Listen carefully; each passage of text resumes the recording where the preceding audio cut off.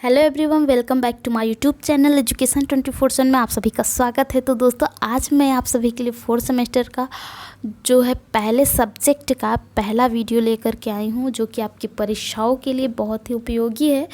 क्योंकि जैसा कि आप सभी को पता है कि डीएलएड थर्ड सेमेस्टर प्रमोट होने वाला है, और जैसे ही ये प्रमोट हो जाता है आपको फोर्थ सेमेस्टर का एग्ज़ाम मतलब जल्दी से हो जाएगा, ज़्यादा टाइम नहीं लगने वाला है।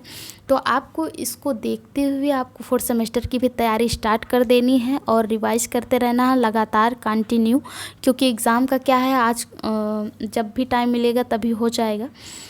तो इसलिए आप जो है फोर्थ सेमेस्टर की भी तैयारी इसके साथ साथ जारी रखिए आप सभी। तो इसलिए मैं आपके रिवीजन के लिए थोड़ा थोड़ा करके वीडियो बनाऊंगी, हर सब्जेक्ट के सीटेट के भी बनाऊंगी। ऑब्जेक्टिव क्वेश्चन से स्टार्ट करते हैं, फिर अति लघु में जाते हैं, फिर लघु में जाते हैं। और चलिए स्टार्ट करते हैं पहले सब्जेक्ट का पहला वीडियो और पहले क्वेश्चन से। तो आज का ये आप सभी का क्वेश्चन होगा कि भाषा की जो है इकाई है। तो भाषा की इकाई में 4 ऑप्शन दिया है कि लिपि है, कि व्याकरण है, ध्वनि है, कि समास है। तो दोस्तों, भाषा की जो इकाई है, जैसा कि आप सभी पिछले सेमेस्टर में भी पढ़े होंगे और एग्ज़ाम में आया भी होगा आप सभी का, तो आप आंसर दे लिए होंगे कि भाषा की इकाई जो होती है वो ध्वनि होती है। स इज़ द करेक्ट आंसर हो जाएगा आप सभी का। नेक्स्ट क्वेश्चन है आपका कि हिंदी वर्णमाला में स्वरों की संख्या कितनी होती है। तो दोस्तों, हिंदी वर्णमाला में स्वरों की संख्या जो होती है आपकी 11 होती है। ये छोटे छोटे क्वेश्चन है देखने में, लेकिन वो कहते नहीं हैं कि यही छोटे छोटे क्वेश्चन अगर एग्ज़ाम हॉल में आप बैठो तो दिमाग से निकल जाते हैं, रिकॉल ही नहीं होते हैं, और यही सारे नंबर हमारे काट लेते हैं।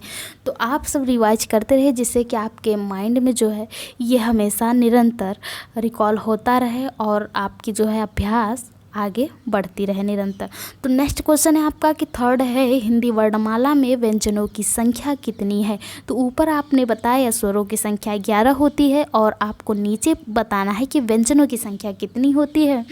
तो व्यंजनों की संख्या जो है दोस्तों हमारी 33 होती है। और नेक्स्ट क्वेश्चन है कि वर्णों का निर्माण होता है। जी हाँ दोस्तों, वर्णों का निर्माण किससे होता है। यहाँ पर ऑप्शन आप सभी को दिखाई दे रहा होगा कि स्वरों से होता है, कि व्यंजनों से, या फिर दोनों से मिलकर होता है, या फिर किसी से नहीं होता है।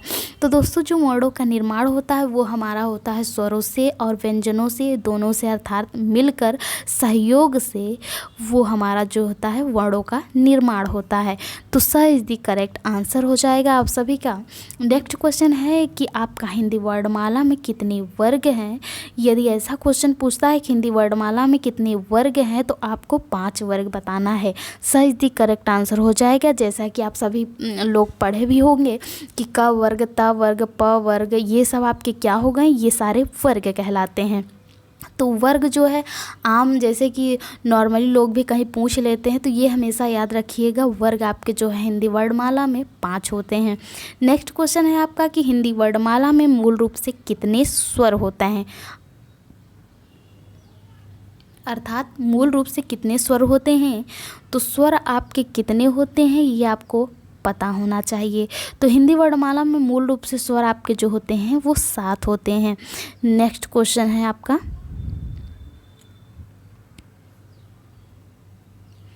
वर्णमाला में अंतस्थ व्यंजन है। तो अंतस्थ और ऊष्म ये दोनों तो बहुत पूछता है, ना पूछिए, आपके टेट में भी ये क्वेश्चन बार बार हर ईयर रिवाइज करता है ये क्वेश्चन, और सेमेस्टर में तो पूछता ही है। तो इसको तो एकदम रट्टा मार लीजिए, ये कभी भूले ही नहीं कि फर्स्ट सेमेस्टर से लेकर आपके फोर्थ सेमेस्टर तक ये आपका जो है पीछा नहीं छोड़ने वाले हैं ये दोनों। तो वर्णमाला में जो है अंतस्थ व्यंजन हैं, तो ये होते हैं आपके य, र, ल, व, ये आपके अंतस्थ व्यंजन होते हैं जो 4 होते हैं। अब और जो ऊष्म व्यंजन होता है वो स ह होता है, वो आपका ऊष्म कहलाता है। नेक्स्ट क्वेश्चन है आपका कि वर्णमाला में ऊष्म व्यंजनों की संख्या जी हाँ दोस्तों, यहाँ पर दिया है कि वर्णमाला में उस व्यंजनों की संख्या है। जैसा कि आपको पता है कि अभी मैंने ऊपर बताया है कि उस व्यंजन स होता है, तो आप काउंट कर लीजिए 1 2 3 4 हो गए। तो यहाँ पर वही जस्ट नीचे यही क्वेश्चन पूछ रखा है कि वर्णमाला में उस व्यंजनों की संख्या कितनी होती है, तो आपको 4 लगाना है। सही दी करेक्ट आंसर हो जाएगा आपका। नेक्स्ट क्वेश्चन है कि 9 आपका वर्णमाला में अंतस्थ व्यंजनों की संख्या कितनी है। तो अभी आपने बताया कि अंतस्थ व्यंजन हैं कौन कौन से, अब यहाँ पर पूछ रहा है कि संख्या कितनी है।